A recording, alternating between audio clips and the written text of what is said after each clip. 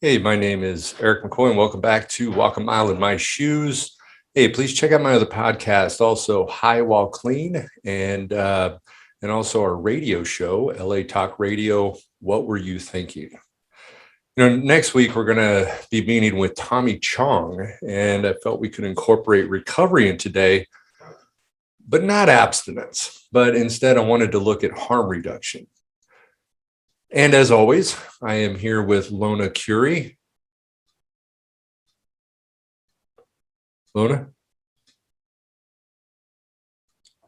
Okay, well, I guess we don't have Lona, but as we explored our drug laws and how they ultimately violate our Bill of Rights and the Constitution, I want to explore the more controversial side of recovery. Or is it even recovery? What is recovery? If you refer to SAMHSA's website, and of course, SAMHSA's Substance Abuse and Mental Health Services Organization, again, SAMHSA, is an agency within the U.S. Department of Health and Human Services. Their mission is to reduce the impact of substance abuse and mental illness on America's communities. They say recovery is a process of change through which people improve their health and wellness. They live self-directed lives and they strive to reach their full potential. Now, they define four major dimensions that support a life in recovery. Health, so overcoming or managing one's disease, as well as living in a physically and emotionally healthy way. Home, a stable and safe place to live. A purpose, meaningful daily activities such as a job, school, volunteerism, family caretaking, or creative endeavors. And the independence, income, and resources to participate in society and community. So relationships and social networks that provide support, friendship, love, and hope. Does harm reduction fit within that?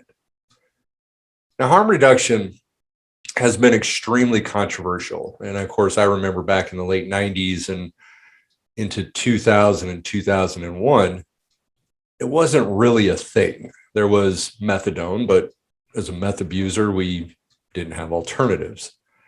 Harm reduction is a set of principal strategies and their ideas aimed at reducing negative consequences that are associated with drug use.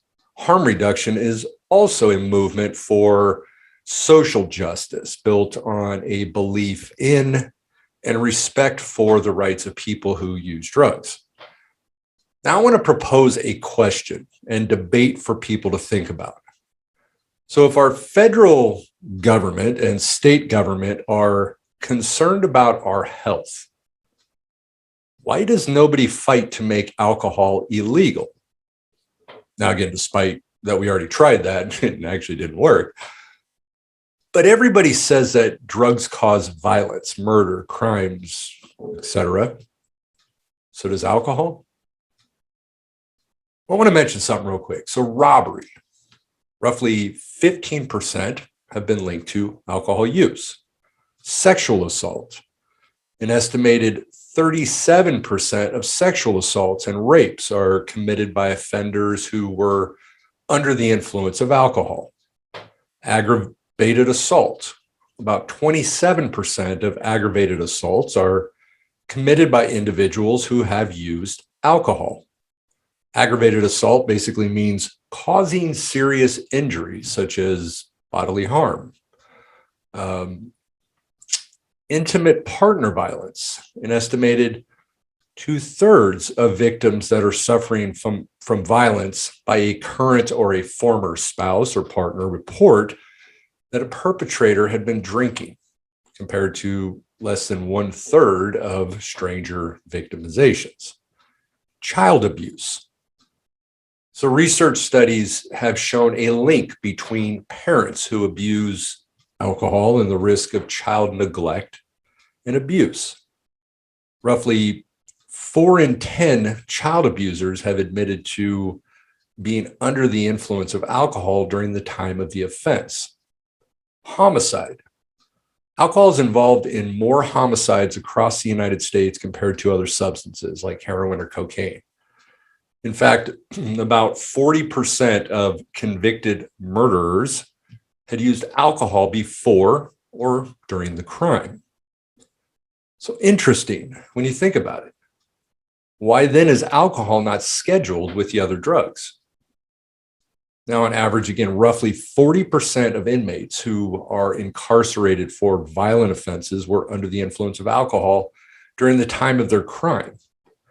And many of these criminals had an estimated blood alcohol content, or BAC, level of more than 3 times the legal limit at the time of their arrest.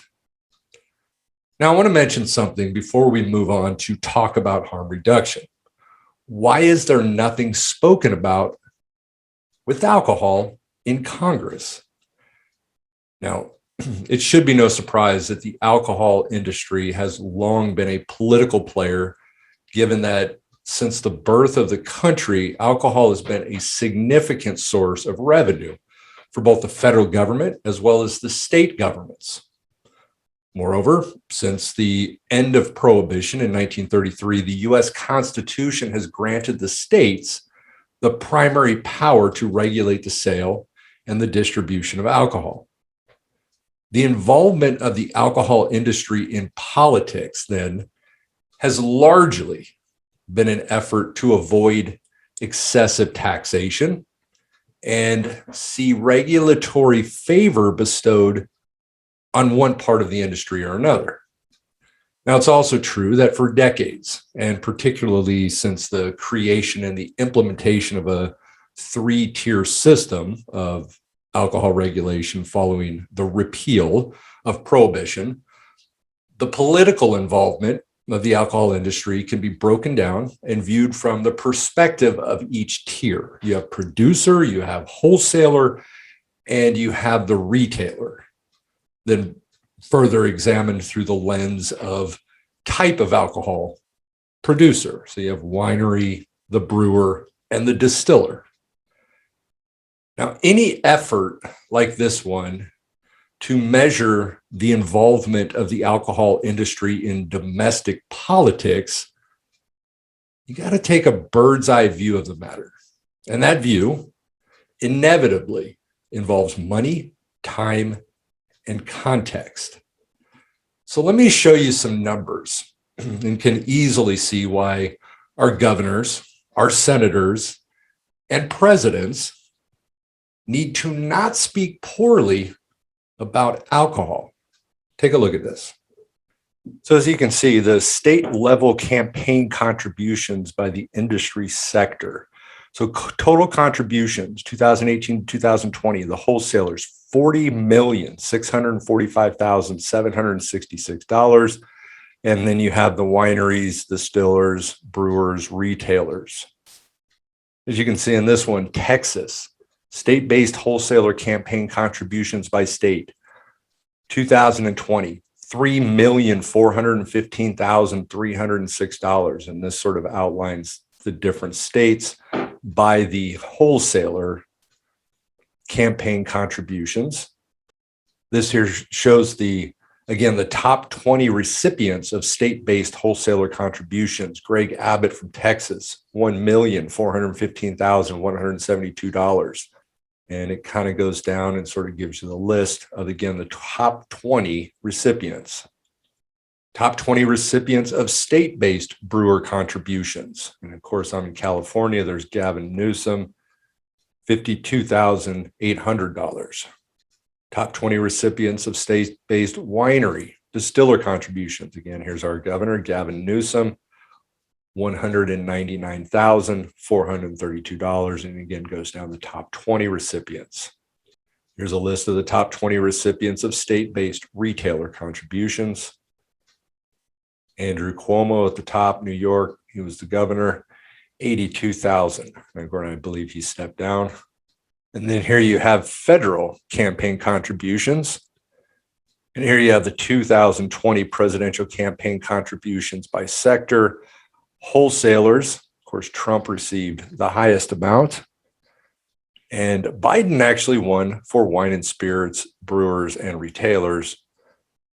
And here's the federal campaign contributions by the political party.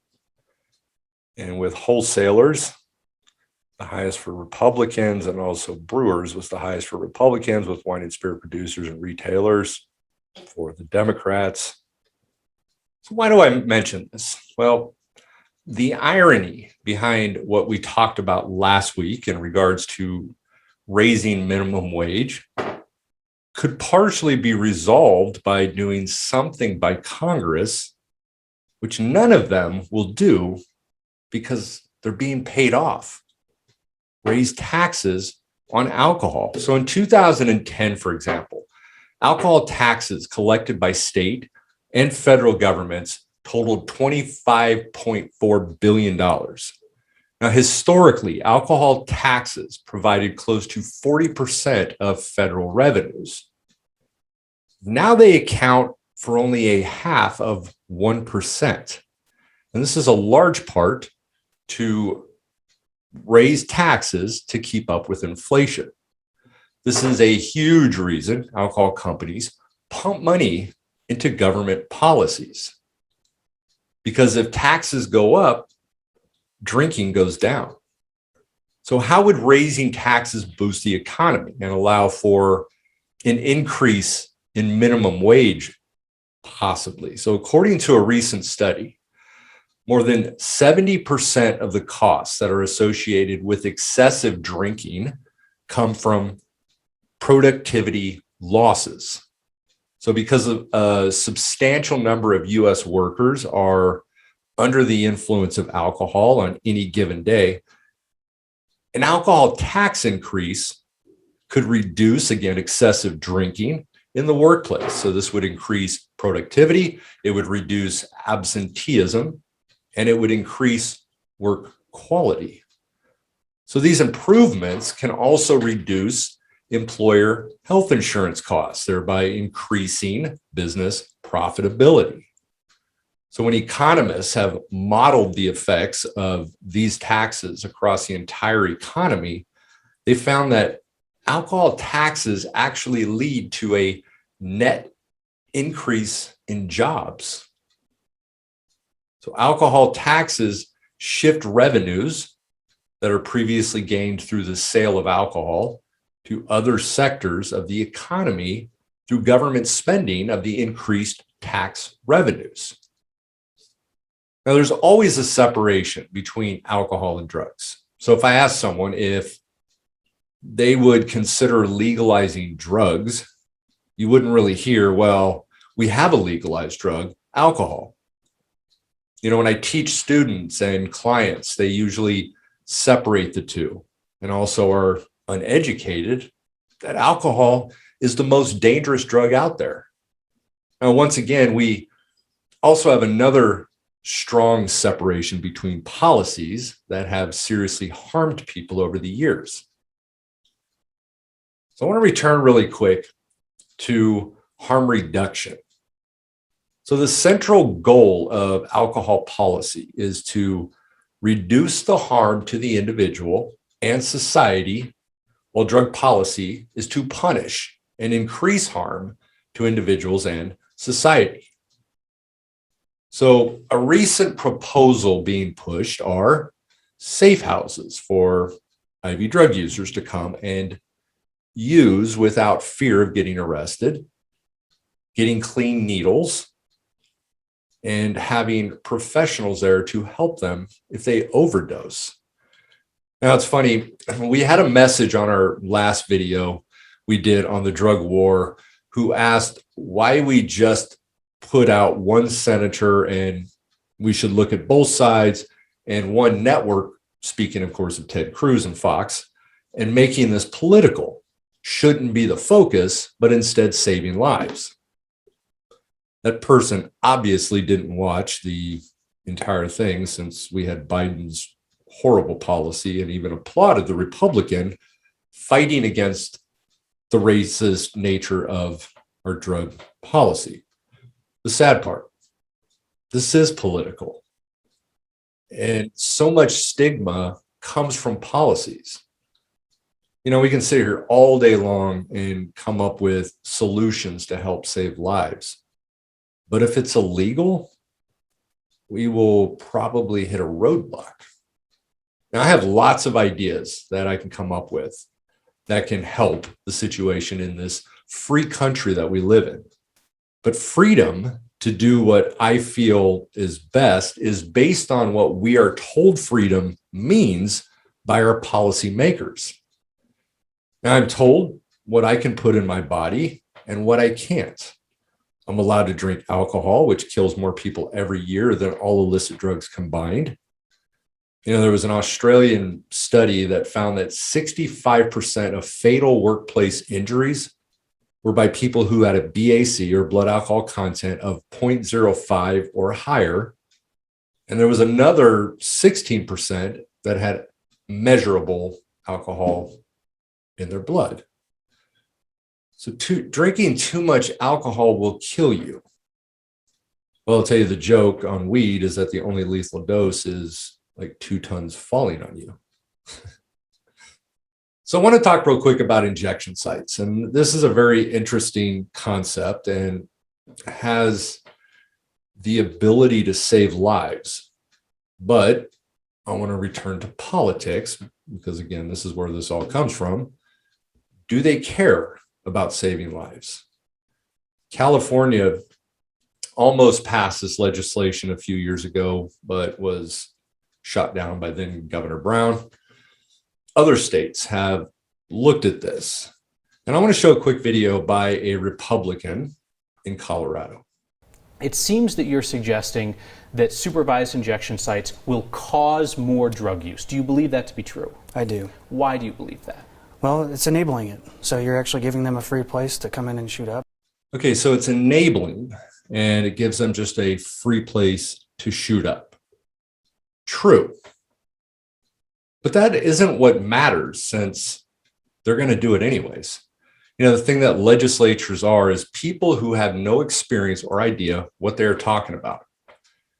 And it's going to happen anyways. So here is our former vice president refusing to help spread the disease. Injection sites do provide clean needles. Do politics care, or do politicians care? Let's take a look. I don't believe that effective anti-drug policy involves handing out paraphernalia to drug users by government officials. I reject that. So they don't want to help stop the spread of HIV. They don't think that that's something that the government should do. Do we not advocate for lives? Our politicians determine who lives and who dies. Take a look at this video. Explain why. I understand in Ohio, Governor Kasich has allowed every county, every live squad to figure out on their own basis whether or not their first responders should carry Narcan, which they administer to people who have OD'd. Why don't you want your deputies to have any? It's pretty simple. We're dispatched about the same time the life squad and fire people are. I feel it's dangerous when my law enforcement people get there. We're down on our knees. We're administering the spray into the nose. These people don't want us there. They're trying to hide their drugs before we get there. Then when they come out of their high. They're very angry. They wonder what we're doing in their house, what we're doing here, get out of their house. A lot of times they get into the life squad. We have to have a police officer ride with them. It's dangerous for the officer. So we don't administer Narcan, and nor will I, period. So apparently the sheriff feels that the police are in danger, but the paramedics are okay. I'm not really getting this. So again, they determine who lives and who dies. So here's an injection site with someone that is going into overdose. Take a look. It's like a doctor's office meets Williams-Sonoma. I mean, it's like nice in here. Thank you. People who inject drugs in Toronto are really worried about overdose. They're using alone in their home. What if they overdose? So they're going to use this service too.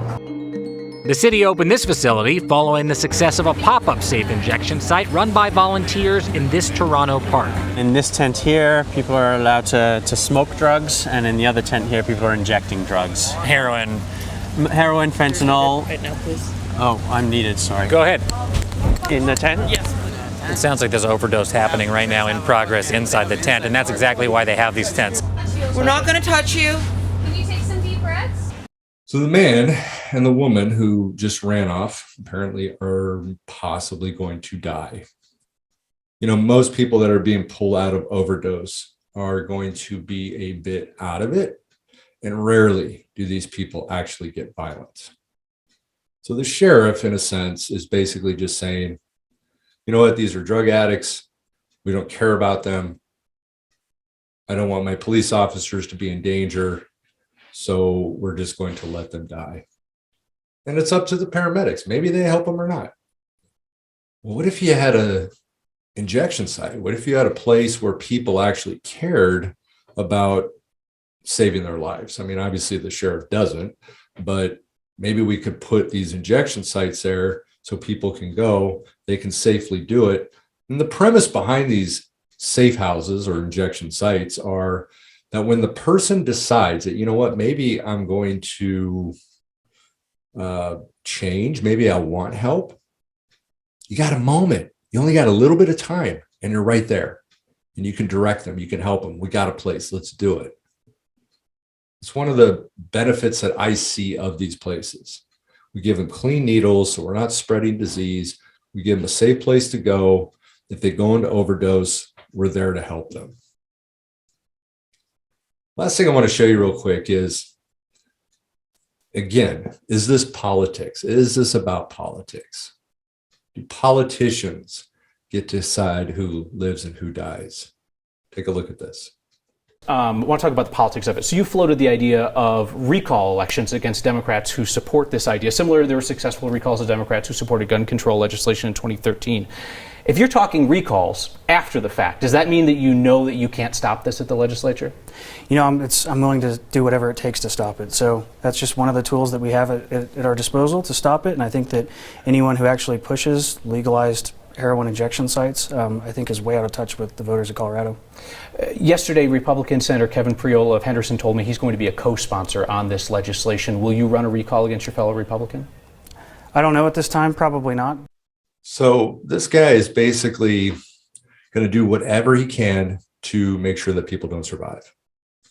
And the real politics behind this is that he is going to push for recalls of all the Democrats that are pushing for this. But there's a Republican that is on board who's willing to sign on this.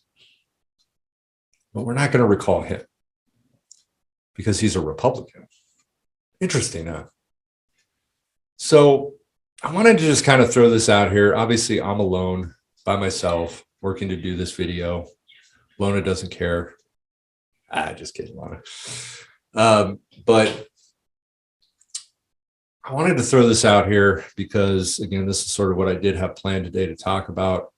And we need to find things that are going to work. We need to find places that can help us. We need to pull people out of these hold up places under bridges to get them out here, because then maybe we can talk to them. You're never going to talk to them without that. So if you open up a place, people are willing to go. Canada's done this stuff. They found some benefits to it. Is it going to save everybody? No. But you do have people maybe that says, you know what, hey, I want to change. I want to do something different. And then again, you got a professional there. You know, the sheriff in that town obviously won't save lives. So maybe we need to throw the safe house there for people that are willing to save lives. So again, I want to thank everybody for tuning into this episode of Walk a Mile in My Shoes. I'm hoping you're working to walk a mile in my shoes. And I'm sorry we keep going back to politics, but this is political. This is all politics. We can't do things unless we get the approval to do certain things. You know, we can sit here and say all day long, these people should just go to rehab. You should go to rehab. A lot of them aren't willing to, because a lot of them are scared and a lot of them don't know exactly what to do. A lot of them don't believe that they can do this. So are these the people we should just say, yeah, you know what? If they don't want to do it, let them die. And that's what they're saying. That's what a lot of these politicians are saying. If they don't want to do this stuff, fuck them. Let them die. Thanks for tuning in, and we will see you soon. Again, I got Tommy Chong coming on for our next episode. Thanks for tuning in.